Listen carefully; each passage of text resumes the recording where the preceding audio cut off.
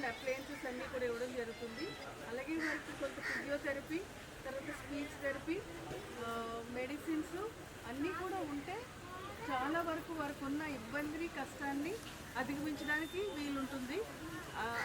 ఎవరైతే ఇలాంటి ఇబ్బందుల్లో ఉన్న మానసిక శారీరక వికలాంగత నుండి పేరెంట్స్ ఉన్నారో వాళ్ళందరికీ కూడా నా యొక్క నమస్కారాలు. ఎందుకంటే మామూలుగా పిల్లలు పెంచాలంటేనే ఎంతో ఓపిక అవసరం ఉంటుంది.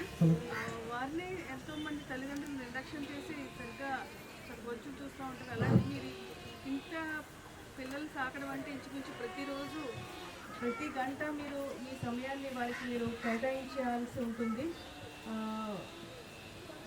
వారిలో దేవుడికి చూస్తూ పిల్లల్ని మీరు ఇంత ఇదిగా సాగుతున్న మీ అందరికీ మీ యొక్క కష్టానికి నేను అర్థం చేసుకుంటూ మీరు చేస్తున్న మీరు పిల్లలకి మీరు ఇస్తున్న ఆ సేవ అంతా కూడా చాలా గొప్ప. పిల్లలకి